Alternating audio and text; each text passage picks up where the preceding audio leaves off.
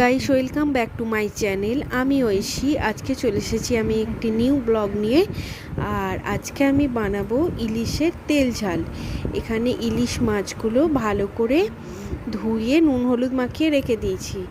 আর এদিকে অল্প পরিমাণে কালো সর্ষে, কাঁচা লঙ্কা আর পোস্ত বেটে নিচ্ছি। এবার আমি এখানে ইলিশ মাছটা ভাজতে দিয়ে দেবো।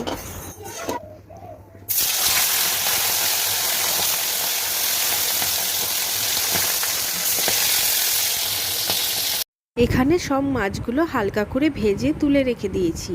এরপর ওই তেলের মধ্যেই সর্ষে বাটাটা দিয়ে দেবো আর নুন হলুদ কটা কাঁচা লঙ্কা দিয়ে জল দিয়ে ভালো করে ঝোলটা ফুটতে দেবো। ঝোলটা ফুটে উঠলে ভাজা মাছগুলো এর মধ্যে দিয়ে দেবো। আর ভাজা মাছগুলো দেওয়ার পর হালকা করে একটু ফুটিয়ে নিলেই রেডি